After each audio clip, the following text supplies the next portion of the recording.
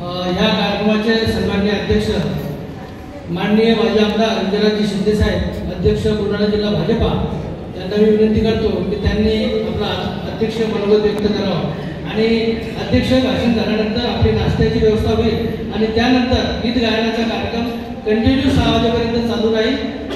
आपण आपल्या गीत गायनाचा आनंद भाषण संपल्यानंतर पुन्हा कंटिन्यू चालू राहील, त्याची काही खंड पडणार नाही। घटनेचे शिल्पकार डॉक्टर बाबासाहेब आंबेडकर, छत्रपती शिवाजी महाराज, राजमाता जिजाऊ आणि ज्यांची आज जयंती संपन्न होते आहे ते वामनदादा कर्डक, या सर्व महामानवांना, महापुरुषांना मी आपल्या सर्वांच्या वतीने अभिवादन करतो। जय भीम आर्मी बुलढाणा जिल्हा यांच्या वतीने वामनदादा कर्डकांच्या जयंती उत्सव आणि भीम गीतांचा असा दुग्ध शर्करा योग ज्यांनी घडवून आणला ते आमच्या कार्यक्रमाचे आयोजक भास्करराव इंगळे व महाराष्ट्राचे जय भीम आर्मीचे प्रमुख, आमचे मित्र, आमचे सहकारी आदरणीय नितीन भाऊ मोरे, व्यासपीठावर उपस्थित सर्व मान्यवर व ज्यांचा भीम गीतांचा या ठिकाणी कार्यक्रम होतोय ते महेंद्रजी सावंत आणि त्यांचं सर्व पथक आणि मोठ्या संख्येने ही भीम गीतं ऐकण्यासाठी व वामनदादा कर्डकांना जयंती दिनाच्या निमित्ताने मानाचा मुजरा करण्यासाठी आलेले आमचे सर्व समाज बांधव, बंधू आणि भगिनींनो आणि पत्रकार मित्रांनो, मी सर्वप्रथम वामनदादा कर्डकांना त्यांच्या जयंती दिनाच्या निमित्ताने आपल्या सर्वांच्या वतीने व माझ्या वतीने व व्यासपीठाच्या वतीने मानाचा मुजरा करतो आणि या जयंती दिनाच्या आपल्या सर्वांना मनापासून हार्दिक शुभेच्छा देतो। वामनदादा कर्डक आणि बुलढाणा जिल्हा याचं नातं प्रत्येकाच्या मनोगतामधून या ठिकाणी व्यक्त केलं गेलं आणि आमचे युसुफ शेख भादोल्याचे यांनी तर म्हणजे त्याचा कळस चढवून टाकला आणि खऱ्या अर्थाने वामनदादांचं जीवन चरित्र, त्यांचं कार्य, कर्तृत्व, त्यांचा सहवास, संपर्क या सर्व गोष्टींवरती सगळ्यांनी मनोगत व्यक्त केले आणि मला माहिती आहे आपण सर्व भीम गीतं ऐकण्यासाठी आलेले आहे आणि तसंही अध्यक्षाचं भाषण म्हणजे पान सुपारीचा कार्यक्रम असतो, यांच्या सगळ्यांच्या भाषणाने पोट भरलेलं असणार आहे आणि भास्कररावने आपल्या नंतर नाश्ताही देणार आहे आणि म्हणून मी तुमच्यामध्ये आणि यांच्यामध्ये या भीम गीताच्या कार्यक्रमामध्ये जास्त वेळ या ठिकाणी घेणार नाहीये, परंतु वामनदादा कर्डकांचं जीवन भादोल्यासारख्या त्या काळामध्ये एका छोट्याशा गावात त्यांनी महिना 2 महिने घातले आणि भीमगीतं, लोकगीतं, शाहिरी या प्रत्येक स्पर्श त्यांचा या प्रत्येकाला स्पर्श झाला म्हणून त्यांना कवी नाही तर महाकवी म्हटलं गेलं। इंग्रजांच्या काळात, मोगलांच्या काळात सुद्धा साहित्यिक, शाहिरी यांनी स्वातंत्र्याच्या चळवळींमध्ये सुद्धा मोठा सहभाग हा नेहमी आपल्या गीतांच्या माध्यमातून घेतला आणि स्वातंत्र्य चळवळ मजबूत केली। शाहिरीच्या माध्यमातून, साहित्याच्या माध्यमातून, कवितेच्या माध्यमातून वामनदादा कर्डकांनी सुद्धा समाजाच्या व्यथा आणि कथा वेदना मांडण्याचा सतत त्यांनी प्रयत्न केला।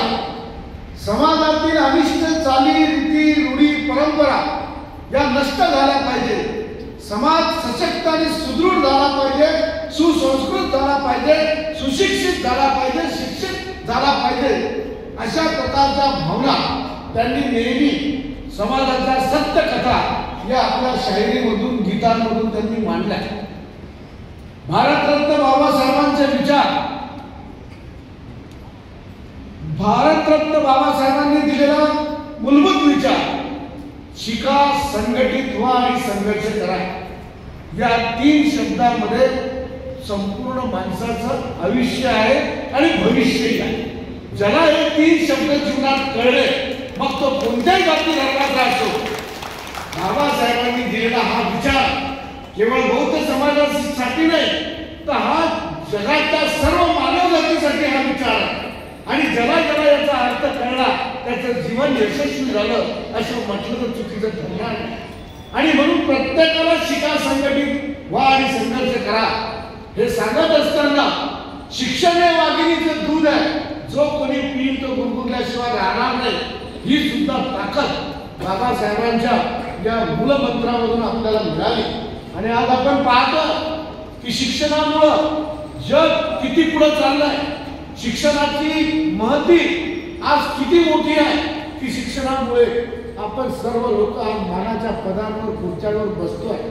मी नेहमी सांगत असतो की मी भगवान शंकराचा 3रा डोळा पाहिला नाही, पण आजच्या जगामध्ये शिक्षण हा ज्ञानाचा 3रा डोळा आहे असं म्हटलं तरी चुकीचं ठरणार. आणि म्हणून या 3ऱ्या डोळ्याच्या माध्यमातून आपण जग पाहण्याचा मंत्र जो बाबासाहेबांनी आपल्याला दिला तो आपण प्रत्येकाने अंगीकारला पाहिजे. आपल्या जीवनामध्ये आपण प्रत्येकाने त्याचं आचरण केलं पाहिजे. भारतरत्न बाबासाहेब खऱ्या अर्थाने महामानव झाले. बाबासाहेबांचं प्रत्येक विचार वामनदादा कर्डकांनी गीतांच्या माध्यमातून मांडण्याचा प्रयत्न केला. त्या वामनदादा कर्डकांची जयंती आमचे भास्करराव इंगळे जय भीम आर्मीच्या माध्यमातून साजरी करतात. खरोखर महापुरुषांच्या जयंत्या, त्यांच्या पुण्यतिथ्या डीजे वाजवून नाचण्यापेक्षा भीम गीत म्हणून साजरे केल्या पाहिजे. हे खऱ्या अर्थानं जयंती उत्सवाचं महत्व आहे.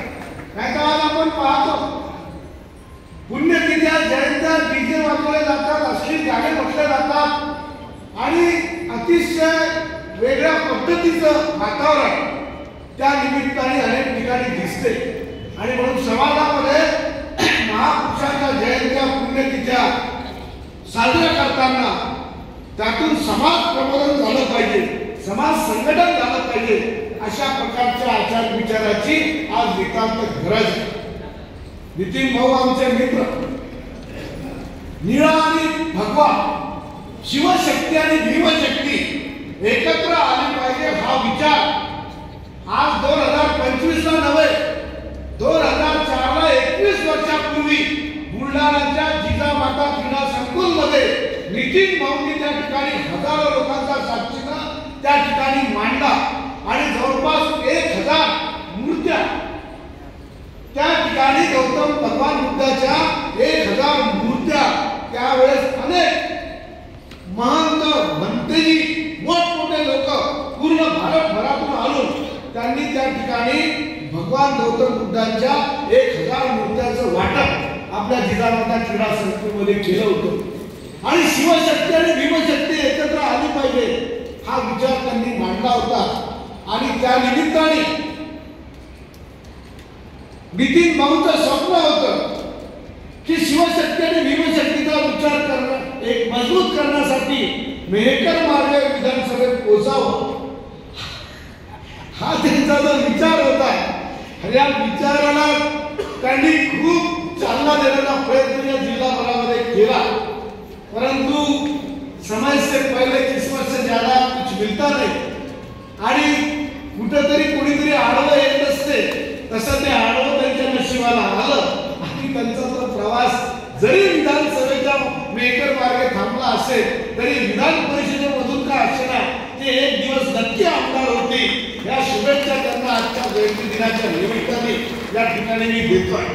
एक अत्यंत कणखर, निष्काम आणि निस्वार्थ प्रवृत्तीने बाबासाहेबांच्या विचाराचे काम नितीन भाऊ मुळे महाराष्ट्रभर करतात. परखड वक्ते, स्पष्ट वक्ते, कधी 2 पैसे कोणाला न मागता जवळचा पदरमोड करून स्वतःच्या खिशाला कात्री लावून ते बाबासाहेबांच्या विचार पसरवण्याचं काम महाराष्ट्रभर करत असतात. आणि अशा नेत्यांची खऱ्या अर्थानं समाजाला गरज आहे की जे स्वतःची पर्वा न करता समाजाची पर्वा करत असतात. समाजाचं संघटन, समाजाची एकी झाली पाहिजे, समाज पुढे गेला पाहिजे हा विचार करतात नितीन भाऊ मोरे. मी खरोखर तुमचं मनापासून अभिनंदन करतो की किती वाट बिकट जरी तुमची असली तरी ती मात्र यशस्वी होणार आहे याबद्दल माझ्या मनामध्ये शंका नाही आहे. आपण बोलला त्या सर्वांना घेऊन चला.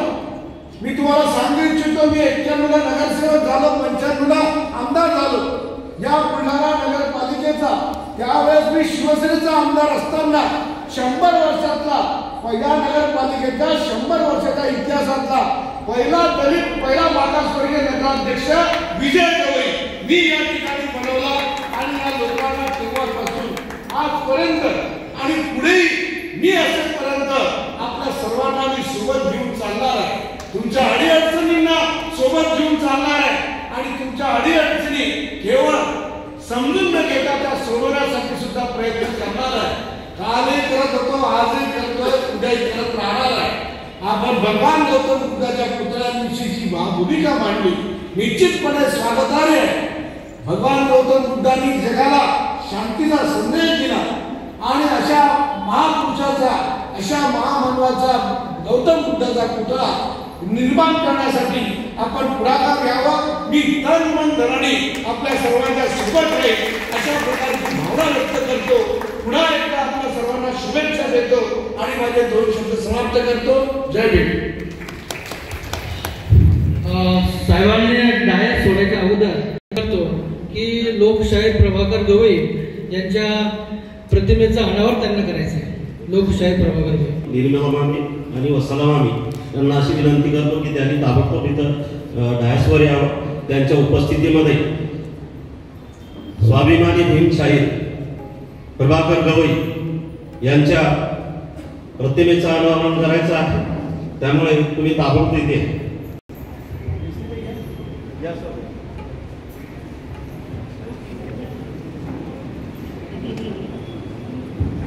सर्व मान्यवरांना विनंती आहे की आपण एक गीत गाऊ, ऐकून जावं. चला चला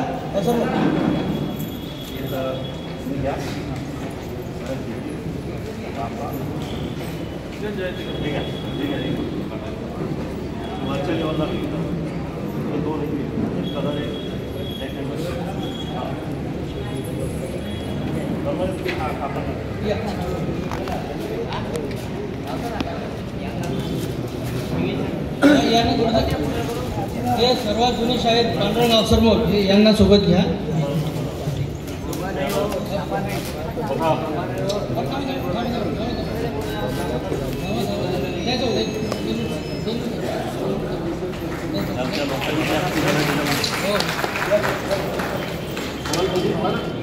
इकडे बघा ना.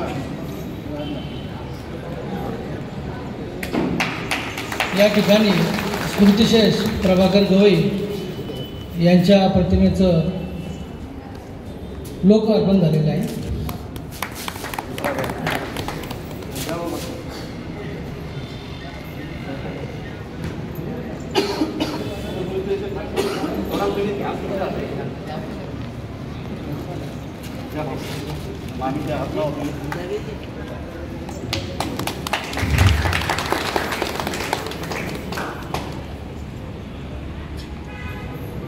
लोकशाहीर प्रभाकर गवई यांच्या प्रतिमेचं लोकार्पण या ठिकाणी सर्व मान्यवरांच्या वतीने झालेलं आहे. आणि मी कार्यक्रमाचे अध्यक्ष यांना एक प्रभाकर गवई यांच्या प्रतिमेचं लोकार्पण झालेलं आहे आणि त्यांचे सर्व कुटुंबीय, त्यांच्या मिसेस यांचं स्वागत परत एकदा मान्यवरांच्या वतीने करण्यात येत आहे. आणि यानंतर सर्वात जुनी शाहीर पांडुरंग अवसरमोर यांचं कार्यक्रमाच्या आणि त्यांच्या मिसेस जनाबाई अवसरमोर यांचं स्वागत कार्यक्रमाचे अध्यक्ष करतील अशी मी त्यांना विनंती करतो.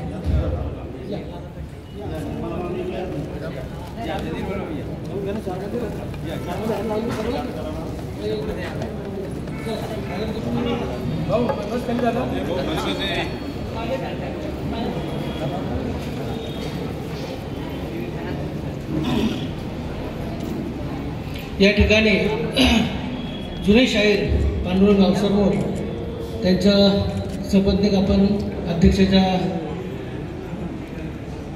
वतीनं स्वागत करतो.